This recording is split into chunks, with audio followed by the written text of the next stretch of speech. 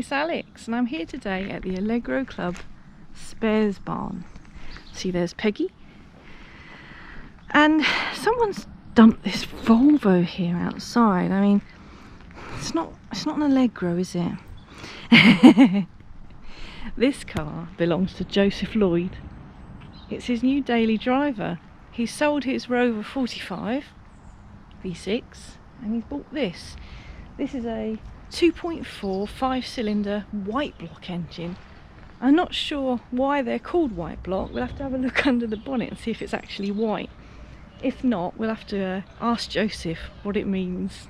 Let's have a look. Now, I'm not going to lie to you. This car does nothing for me. If I saw this parked in a car park, I wouldn't pay a blind bit of notice to it. It is not my thing. It is too modern. The only thing I do sort of remember about these that sticks out to me is this shape. I do like that shape.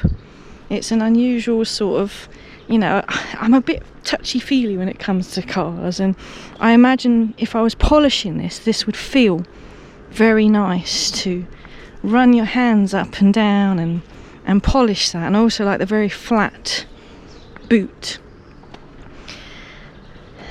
Yeah, that's about all the excitement I can give you, really.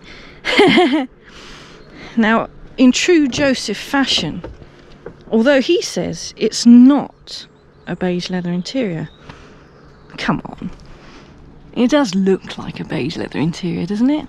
And there's wood, probably not real wood. Oof. Probably just plasticky type, but it still looks nice. Anyway, I've come in here to get the bonnet up because I want to have a look at this engine. See if we can find the bonnet pull. There it is, hidden down there with the OBD port. See, don't like cars with OBD ports. It means it's harder to fix. Oh, bonnet is very easy to open. Open it with one hand, just a little flick of that. Gas strut flies straight open. And there are 5 cylinders. And the lorry going by, look, making all the noise. I think that's a Volvo lorry as well. Yeah. Joseph, let's take that one instead. So why is this engine called a white block? I mean, it's silver, but I wouldn't say white. We'll have to ask him what it means. Quite a bit of room to work on the engine by the looks of it, apart from the fan belt or the auxiliary drive belt. That looks like a pain. Is that, gosh, it says 2, isn't there? There's 2 auxiliary drive belts. There's one for the alternator and then another one goes off probably for air conditioning pump or perhaps water pump, I'm not sure, but they look like a bit of a pain to change. Typical modern car thing is you probably have to take the wheel and the wheel arch liner off to get to it. Oil filters there, easy to get to. Looks tidy enough. This car's been very well looked after apparently. So Joseph has told me, cam belt's been done. Oh, that shuts nicely. I'm trying my hardest to be professional for Joseph's sake, but I can't help laughing about the beginning of the number plate. I'm sorry. At least it's not a 69 plate. Oh, I want to open the boot. How do we open the boot? 2.4 I.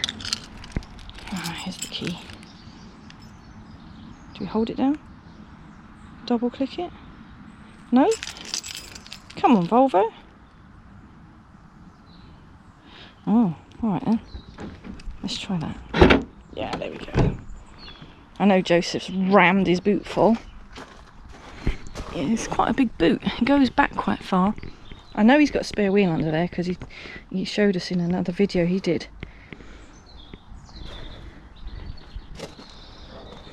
Oh, that's got some spring to it, isn't it? Poof. Question is, can you fit a dead body in there? Yeah, I'll probably get 2 in. Right, in here we can fit alive bodies. I think we can fit 5 in. He's got his little fridge in here. Oh, Roger's in here. Hello, Roger. And he's being shy, look. Mini Pedro's in here. Very nice jacket you've got there, Joseph. Very nice. Oh, sunroof. I wonder if we can operate the sunroof.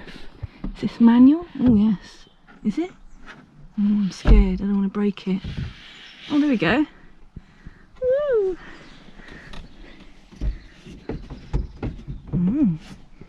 Must be electric in that way, is it? Probably need the ignition on. Hang on. Let's get the key. Ooh, it's not much of a key though, look at it.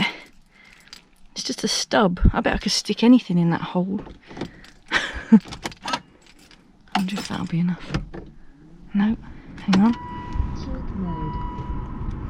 Turn the fan down.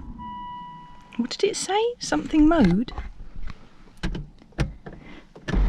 Aha! Sunroof. Oh.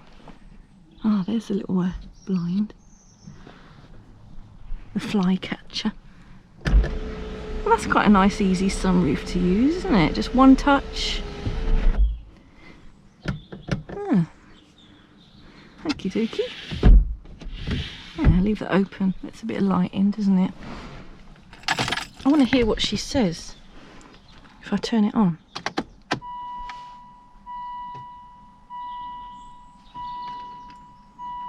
She's not talking to me now. Let's try again.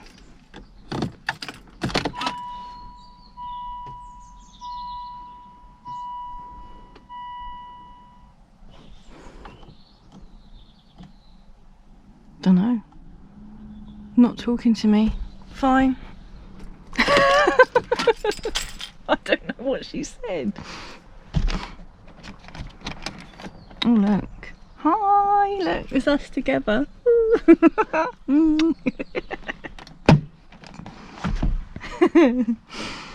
Oh dear. What other excitements have we got in here? Automatic, manual handbrake. Oh, he didn't put it up. I got it up though. And what's going on here? There's like space. The final frontier. I'm sure there's meant to be like electrics and wires behind here, isn't there? I have seen that floating fascia thing on like Range Rovers, the new Range Rovers, and they have little LED lights and things. I don't think this has got any. I noticed it's got a parrot. Is it a parrot? Yeah, parrot Bluetooth thing for your mobile phone. Now that's ancient. I used to have one of those on my in my work van. God, he's expecting good weather, isn't he? Look, SPF 50. Oh, we got memory seats, look. They're not doing anything. Maybe the ignition has to be on. I'll probably press one and it'll push me right up against the dashboard. Oh, it said it again. Something mode. God knows. Well, I don't know if I'm doing this wrong, but I can't get these buttons to do anything. The electric seat does work, but the memory things don't seem to be doing anything, but that might just be me being ignorant. You know what? I'm not even going to try and get in the back of here. That legroom's shocking. And the carpet's nice and clean, and my boots are not nice and clean. So I don't want to get in the back here and ruin it all for Joseph. But I can definitely see there is not good leg room with his seat in that driving position. What is this? Look, you got a little kangaroo pouch for your middle passenger. And the armrests in here, look. Got cup holders. Little hidey hole. Ooh, what are you going to put in there? Sandwich?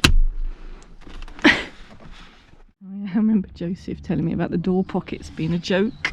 I see he's found a use for them though. You can put the magic tree in there. Yeah, that is a pathetic door pocket. Right, I managed to find Joseph.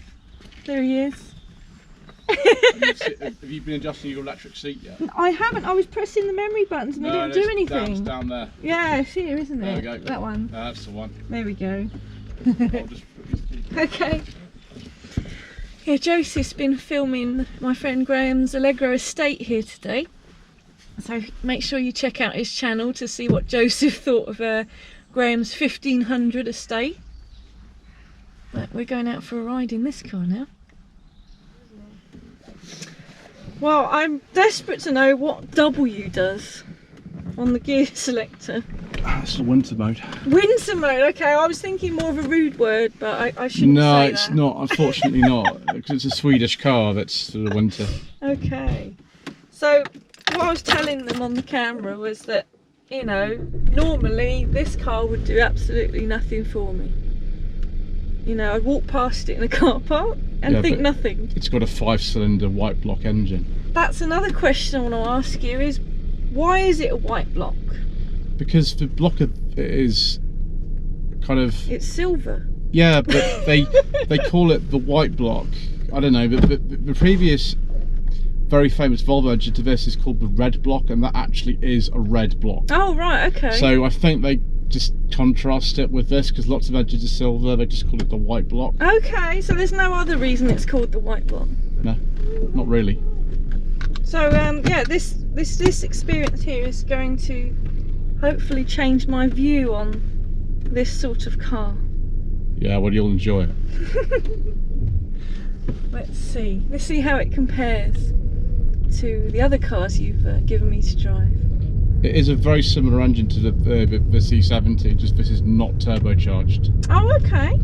It's very similar. It is a little bit different because for this car, by this stage, Ford were in control of Volvo. They made some slight changes to the way the engine worked, but it's very similar. Because you said that this is a Ford Focus platform. It's a Mark II Ford Focus. Wow. But there's no Ford interior bits. Even the ignition switch is sort of uniquely Volvo's up there on the left-hand side. What about the running gear? Is that Ford or? No, it's Volvo's engine, and so it's literally sort of just the chassis. Yeah, like this. Feels like the brakes are the same as like a Focus ST, I think. Oh, okay. I know the wheel nuts are the same. The Focus ST actually has a Volvo engine in it. It has the T5 version of this with like 230 horsepower. I just had to put my foot down a bit then because there's a lorry behind. Well, you can. It's got about 170 horsepower. So it's not slow. It's quite quick actually. They also made a V50, which was the estate version, and the C30, which is like a smaller version of this. Like a what did the estate version, was that still on the Ford platform? Yeah, all of them. C30, S40 Mark II, V50, and even the C70 Mark II, which was a sort of coupe cabriolet with a falling metal roof, that was also on the same platform. So a lot of the interior bits are exactly the same, a lot of the engines are the same. It was just, I don't know, cost-saving thing. I don't really know. It's not bad. It's not like Ford were too sort of interfering with what Volvo were doing at the time. They let Volvo keep their own engines and their own switch gear and things like that. Yeah. But obviously, you get economies of scale if you pick up the same platform as a Focus, and also Mazda use the platform called Mazda 3. Yeah. Which tend to be quite dependable cars. Also, they're not that prone to rust. That's good. In typical Volvo, they tend to have quite good rust protection. 460 I have one running, but that's another story. It does feel like it's built like a tank, like a Volvo should do. Yeah, that's Volvo for you. Like they can take this platform that was a Ford Focus, but they feel quite nimble, the Focuses, and light. And the steering on this is fine. It's not bad. It's just it does feel quite substantial. And the platform is longer than a Focus. It's a bit heavier. It's longer. Yeah, the C30 is the same length as a Focus, but it's longer. I know it's done 106,000 miles, but it's a Volvo white block engine. They can do like 300,000 miles plus quite easily. Really? Yeah. So they're not expensive cars, these particularly to buy. I've got to remember which side the indicator's yeah, it's not on the right. Not on the other side like my Allegro. Whee! It's easy enough spinning around there. I must say it's not exciting me like some of the cars you've bought me. Maybe I should put my foot down a bit more. Yeah, you put your foot down a bit, it'll make a nice noise. The thing is, there's so much torque in the engine, often you don't need to accelerate very hard in this car. We'll do it pulling out of this lane. Yeah, that'll give you a chance. Wait till it's clear and I'll see what it sounds like, or hear what it sounds like. Right, after this lorry. Oh, wheel spin.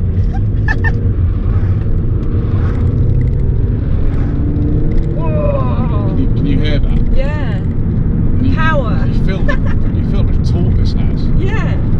Compared with the Rover, this has, it's only about 17 more horsepower, but it's about a million more sort of pound-foot of torque. So right. you just sort of get up and go. But that's why when you're doing 70 on the motorway, it sort of turns over like 2200 RPM. That's how you can get the fuel economy. And you can just pass things very easily. The car doesn't really break a sweat. Has it got cruise control? Yeah, it's got cruise control. Oh yeah, cruise, yeah, ideal. I mean, I wouldn't say it was as exciting or rare car. The engine's quite rare in this, but it's your daily driver now, isn't it? It is. I'm using this on a daily basis. I've done 2,000 miles in about 6 weeks in this, and it's been excellent. I've been all over the place in this. And the only thing I need to get really fixed is the air conditioning. Needs a new condenser. Oh yeah. I've already had that priced up. That's good. Yeah, the cam belt was done in there. She said 2020. So no concerns about that. It looks like quite an easy engine to work on. It's not. The air force is a little bit of a pain to get off actually. Oh, is it? On the older white blocks, it was a bit easier. The air force is kind of like at the front, wedged in. On this, it's not the easiest. But the fan belt looks hard to change. Yeah. I mean, one of the reasons I went for a non-T5 one of these rather than the. What's the T5 version? That's the turbo version. Okay. It's about 100cc bigger, but it's got, you know. Because when I hear people say T5, it makes me think of the Volkswagen van. Yeah. No, but they're referring specifically to the Volvo 5-cylinder white block turbo engine. The C70 was a T5. Okay. So yeah, same engine as the Focus ST. They also used it in the Mondeo as well. Oh. Graham's got a Mondeo. Yeah, but you I don't like it. Sorry? It's diesel. I know what you want for 2.5 turbo Mondeo. all the S-Max that had it in the Galaxy, so they used it in quite a lot of 4 models as well. But yeah, you know, it's if this was like a normal one, like a 1.8, it wouldn't be particularly interesting. It's just because it's got the white block in it, I find it interesting. Also, it's really nice for cruising around it, and it's about the right size for me. So you can still get parts for this easy? This is, yeah, dead easy, yeah, it's no problem getting parts for this. So can you get parts for this from like Eurocar parts? Yeah, anything. Normal places? A lot of the parts are Focus parts. Oh. Like, if I want brake disc pads, they're a Focus item. Oh, ideal. Not like the Allegro, we've just had to have brake discs professionally made for the Allegro because you can't get them anymore. That's crazy. Right, I think it's just down here. Here we go. Yeah, so the brakes are powerful enough in this. Do handbrake turn. Woo! That won't. It's got a normal handbrake in it, which I know. Yeah, it's nice. I don't like those electric handbrakes. I bet you sort of secretly miss your mum's Mercedes though. I sort of do, but we nice probably will replace that at some stage. It depends on my lady what lets me actually. That's all it is. Because I'm doing so many miles in this, I'm just kind of wondering whether it's really sensible to put like 16,000 miles a year onto this, which is fine, I'm sure, but I kind of, you know, don't want to. Should do some reverse parking. Well, you can. We've got some sensors on this. The rear visibility is not the best. It's not as bad as the C70 was. The C70 was awful. Yeah, you can't see a great deal out there, can you? No, despite the fact window's quite big. Especially with the headrests like that as well. I dropped that one down in the middle. Did you? It was annoying me. Oh, I wanted to ask you, when I first put the ignition on it, it said it was in some sort of mode. I don't know what she was saying. Oh, that's just because of the Bluetooth adapter. Oh, is that what it is? Yeah, don't worry about that. See, that looks like I'm going to hit that wall. Oh! All the sensors are in there. There's a beep. Yeah. You won't hit the wall. The sensors go crazy. Don't worry about Really? that. Yeah, Oh, it looks so close. It's quite a short boot on this. Oh my god, don't like that. I can't go anymore. That's it. I can't stand the beeping anymore. Wow. Well, there we are. Would I have one? I think the answer's no. Definitely no. Sorry. I mean, if you want a reliable car that's easy to get parts for, that's comfortable and does all those things, then I can't see why not. But you know me, I like things to be a bit more exciting. Oh, come on, load. There we go. Well, I better let Joseph get off to his next filming session. Thank you for letting me have a look at your Volvo and letting me have a go, but I'm still not excited about it, sorry. I look forward to having a go in your Rover though. You win some, you lose some. Yeah, thanks for watching. Bye.